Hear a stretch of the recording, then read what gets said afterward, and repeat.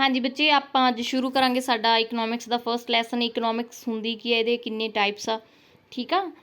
There are two main branches of economics. Economics ਦੇ ਦੋ main branches ਹੁੰਦੀਆਂ, micro ਤੇ ਮੈਕਰੋ। ਜਿਹੜੀ ਤੁਹਾਨੂੰ +1 ਚ ਉਹ ਬੱਚੇ ਤੁਹਾਡੀ ਮਾਈਕਰੋ ਆ, ਮੀਨਸ ਕਿ ਸਮਾਲ, ਛੋਟੇ ਪੱਧਰ ਤੇ ਇੱਕ ਇੰਡੀਵਿਜੂਅਲ ਦੀ, ਕੰਜ਼ਿਊਮਰ ਦੀ, ਪ੍ਰੋਡਿਊਸਰ ਦੀਆਂ ਪ੍ਰੋਬਲਮਸ ਇਹਦੇ ਨਾਲ ਰਿਲੇਟਡ ਹੋਣਗੀਆਂ।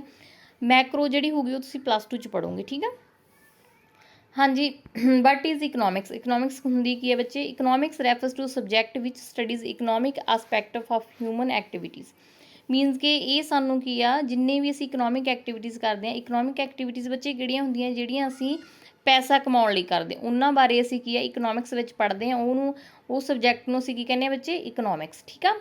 ਜਿਹੜਾ ਇਕਨੋਮਿਕਸ ਆ ਬੱਚੇ, ਦੋ ਵਰਡਸ ਜਿਹੜੇ ਗ੍ਰੀਕ ਦੇ ਆ, ਓਇਕੋਸ ਤੇ ਨੈਮੀਨ, ਉਹਨਾਂ ਤੋਂ ਮਿਲ ਕੇ ਬਣਿਆ। ਓਇਕੋਸ ਮੀਨਸ ਹੁੰਦਾ ਹਾਊਸ ਹੋਲਡ, ਨੈਮੀਨ ਮੀਨਸ ਹੁੰਦਾ ਟੂ ਮੈਨਸ, ਮੀਨਸ ਕਿ ਹਾਊਸ ਹੋਲਡ ਮੈਨੇਜਮੈਂਟ ਨੂੰ ਹੀ ਅਸੀਂ ਕੀ ਕਹਿੰਦੇ ਆ, ਇਕਨੋਮਿਕਸ ਕਹਿੰਦੇ ਆ, ਠੀਕ ਆ। But according to the view point of modern economics, this meaning of economics is limited in its scope. But ਜਿਹੜੇ ਸਾਡੇ ਹੁਣ ਮਾਡਰਨ ਇਕਨੋਮਿਕਸ ਆ, ਉਹ ਇਹ ਕਹਿੰਦੇ ਵੀ ਲਿਮਿਟਡ ਸਕੋਪ ਆ। ਜਿਹੜੀ ਇਕਨੋਮਿਕਸ ਆ ਉਹਦਾ ਜਿਹੜਾ ਏਰੀਆ ਇਦੋਂ ਵੀ ਜ਼ਿਆਦਾ ਵਾਈਡ ਆ, ਮੀਨਸ ਕਿ ਵੱਡਾ ਉਹਦਾ ਖੇਤਰਫਲ, ਠੀਕ ਆ। ਤਾਂ ਇਕਨੋਮਿਕਸ ਨੂੰ ਅੱਗੇ ਸਮਝਣ ਲਈ ਅਸੀਂ ਕੀ ਆ, ਇਵੈਲਿਊਏਸ਼ਨ ਮੀਨਸ ਕਿ ਵਿਕਾਸ ਕਿਸ ਤਰ੍ਹਾਂ ਹੋਇਆ, ਸ਼ੁਰੂਆਤ ਕਿਸ ਤਰ੍ਹਾਂ ਹੋਈ ਇਕਨੋਮਿਕਸ ਦੀ, ਉਹਨੂੰ ਪੜ੍ਹਾਂਗੇ, ਠੀਕ ਆ। ਐਜ਼ ਅ ਸਬਜੈਕਟ ਦਾ existence of economics is old as the existence of mankind. Means ਕਿ ਜਿਹੜੀ ਇਕਨੋਮਿਕਸ ਆ ਉਨੀ ਹੀ ਪੁਰਾਣੀ ਹੈ ਜਿੰਨਾ ਪੁਰਾਣਾ ਮਨੁੱਖ ਆ, ਠੀਕ ਆ। ਕਿਉਂਕਿ ਅਸੀਂ ਆਪਣੀਆਂ ਜ਼ਰੂਰਤਾਂ ਬੱਚੇ ਪੂਰੀਆਂ ਕਰਨ ਲਈ ਕੀ ਆ, ਅਲੱਗ-ਅਲੱਗ ਐਫਰਟ ਕਰਦੇ ਰਹੇ ਹਾਂ ਤਾਂ ਕਿ ਸਾਡੀਆਂ ਜਿਹੜੀਆਂ ਜ਼ਰੂਰਤਾਂ ਪੂਰੀਆਂ ਹੋ ਸਕਣ। ਇਹ ਸਾਰੀਆਂ ਜਿਹੜੀਆਂ ਸਾਡੀਆਂ ਐਫਰਟਸ ਸੀਗੇ, ਜਿਹੜੇ ਸਾਡੇ ਕੰਮ ਸੀਗੇ, ਠੀਕ ਆ, ਉਹ ਸਾਰਿਆਂ ਨੂੰ ਕੀ ਅਸੀਂ ਇਕਨੋਮਿਕਸ ਕਹਿੰਦੇ ਆ, ਠੀਕ ਆ। Economics also known as political economy, ਇਹਨੂੰ ਅਸੀਂ ਪੋਲੀਟੀਕਲ ਇਕੋਨਮੀ ਕਹਿੰਦੇ ਸੀ ਪਹਿਲਾਂ। ਅਕੋਰਡਿੰਗ ਟੂ ਦਿਸ ਵਿਊ, ਇਸ ਅਕੋਰਡਿੰਗ ਕੀ ਆ, economics was considered to be branch of state administration.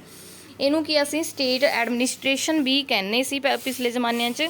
ਜਿਹੜਾ ਚਾਣਕੀਆ ਸੀ ਬੱਚੇ, ਉਹਨੂੰ ਕੀ ਆ, ਕੌਟਲਿਆ ਉਹ ਨਾਮ ਸੀਗਾ ਉਹਦਾ, ਠੀਕ ਆ। ਉਹਦੇ ਜਿਹੜੇ ਅਕੋਰਡਿੰਗ ਸਭ ਤੋਂ ਪਹਿਲਾਂ ਜਿਹੜੀ ਇਕਨੋਮਿਕਸ ਜਿਹੜੀ ਯੂਜ਼ ਕੀਤੀ ਗਈ ਆ, ਠੀਕ ਆ। ਉਹਨੇ ਇੱਕ ਫੇਮਸ ਬੁੱਕ ਲਿਖੀ ਸੀਗੀ, ਅਰਥ ਸ਼ਾਸਤਰਾ, ਠੀਕ ਆ ਜੀ।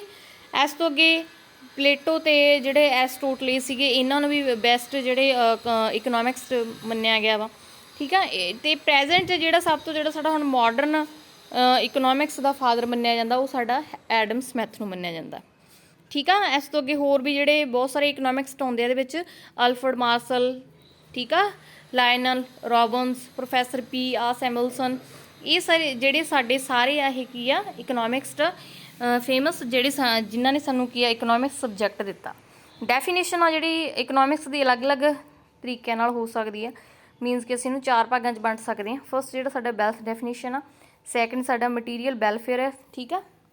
ਇਸ ਤੋਂ ਅੱਗੇ ਅਗਲੀ ਸਾਡੀ ਹੈ ਜਿਹੜੀ, ਇਹਨਾਂ ਨੂੰ ਅਸੀਂ ਕੀ ਆ, ਸਕਾਸਟੀ ਡੈਫੀਨੇਸ਼ਨ ਆ, ਅਤੇ ਗਰੋਥ ਓਰੀਐਂਟਡ ਡੈਫੀਨੇਸ਼ਨ।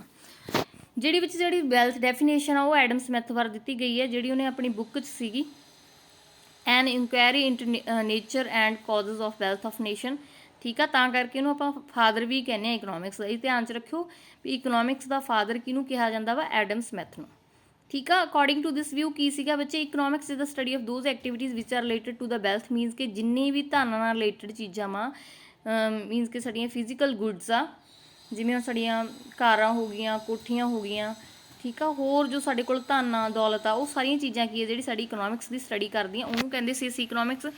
ਬਟ ਇਹਦੀ ਕ੍ਰਿਟੀਸਾਈਜ਼ ਕੀਤਾ ਗਿਆ, ਇਹਨੂੰ ਕ੍ਰਿਟਿਸਿਜ਼ਮ ਕੀਤਾ ਗਿਆ, ਮੀਨਸ ਕਿ ਇਹਦੀ ਵਿਰੋਧਤਾ ਕੀਤੀ ਗਈ ਆ, ਠੀਕ ਆ। ਜਿਹੜਾ ਸੀਗਾ ਰਸਕਿਨ ਤੇ ਚਾਰਲਸ ਡੈਕਚਨ ਸੀਗੇ, ਉਹਨਾਂ ਨੇ ਕਿਹਾ ਵਾ ਵੀ ਡਿਸਮਲ ਸਾਇੰਸ ਕਿਹਾ ਗਿਆ ਇਹਨੂੰ, ਠੀਕ ਆ, just because of the interpretation giving in economics by this definition. ਐਸ ਜਿਹੜੀ ਇਹਨਾਂ ਨੇ ਐਡਮ ਸਮਿਥ ਨੇ ਜਿਹੜੀ ਇਹ, ਠੀਕ ਆ, ਡੈਫੀਨੇਸ਼ਨ ਦਿੱਤੀ ਸੀਗੀ, ਉਹ ਡਿਸਮਲ ਸਾਇੰਸ ਕਹੀ ਗਈ ਆ। It is wrong to give more importance to the wealth than human being in this definition, because wealth is only a means of promoting human welfare and it is not an end in itself. Means ਕਿ ਇਹ ਕਹਿੰਦੇ ਵੀ ਜਿਹੜਾ Adam Smith ਸੀਗਾ, ਉਹਨੇ ਜ਼ਿਆਦਾ importance ਧਨ ਦੌਲਤ ਨੂੰ ਦਿੱਤਾ ਸੀਗਾ, ਬਟ ਅਸਲ 'ਚ ਇਹ ਚੀਜ਼ਾਂ ਜ਼ਰੂਰੀ ਨਹੀਂ ਹੁੰਦੀਆਂ। ਜ਼ਰੂਰੀ ਹੁੰਦਾ ਵੀ ਅਸੀਂ ਆਪਣੇ ਪੈਸੇ ਨਾਲ ਲੋਕਾਂ ਦੀ ਭਲਾਈ ਕਿੰਨੀ ਕਰਦੇ ਹਾਂ, ਠੀਕ ਆ। ਅਤੇ ਇਸ ਤੋਂ ਅੱਗੇ ਕੀ, also this definition includes only physical goods in wealth, but economics is not study of physical goods only, ਠੀਕ ਆ।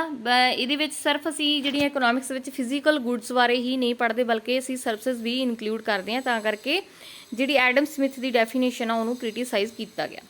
हाँ जी नैक्सट साडा आ गया मटीरीयल डेफिने जी वैलफेयर डेफिनेशन आ मटीरीयल जी साडी डेफिनेशन दी गई सी वो अल्फ्रेड मार्शल द्वारा दी गई सी ठीक है इन्हें बुक लिखी सी अपनी प्रिंसीपल्स ऑफ इकनॉमिक्स 1890 च ਇਹਦੇ ਅਕੋਰਡਿੰਗ ਬੱਚੇ ਡੈਫੀਨੇਸ਼ਨ ਜਿਹੜੀ ਇਕਨੋਮਿਕਸ ਆ ਉਹ ਕੀ ਆ study of those economic activities of human being which are related to with the attainment use of resource needed to promote human welfare means ਕਿ ਇਹਦੇ ਅਕੋਰਡਿੰਗ ਜਿਹੜਾ ਸਾਡੇ ਕੋਲ ਪੈਸਾ ਜਾਂ ਕੋਈ ਵੀ ਚੀਜ਼ ਆ ਉਹ ਉਹਦਾ ਮੇਨ ਮਕਸਦ ਕੀ ਆ ਵੀ ਅਸੀਂ ਆਪਣੀਆਂ ਜਿਹੜੀਆਂ ਹਿਊਮਨ ਵੈਲਫੇਅਰ ਕਿੰਨਾ ਕਰਦੇ ਆ ਮੀਨਸ ਕਿ ਲੋਕਾਂ ਦੀ ਭਲਾਈ ਕਿੰਨੇ ਕਰਦੇ ਆ goods other than physical goods services are not included in the study of economics by this definition ਇਹਦੇ ਵਿੱਚ ਵੀ ਜਿਹੜੀ ਅਸੀਂ ਜਿਹੜੀਆਂ ਸਰਵਿਸਿਜ਼ ਨੂੰ ਇਨਕਲੂਡ ਨਹੀਂ ਕੀਤਾ ਸੀਗਾ ਠੀਕ ਆ it must be noted here that ordinary business of life in this definition means those economic activities of human being which are related with the acquisition and use of wealth ordinary business of life ਦਾ means ਕੀ ਕਹਿੰਦੇ ਆ ਇਹ ਵੀ ਉਹ ਚੀਜ਼ਾਂ ਹੁੰਦੀਆਂ ਵਾ ਜਿਹੜੀਆਂ ਅਸੀਂ ਆਪਣੇ ਰੋਜ਼ਾਨਾ ਦੇ ਕੰਮ 'ਚ ਕਰਦੇ ਹਾਂ ਵੀ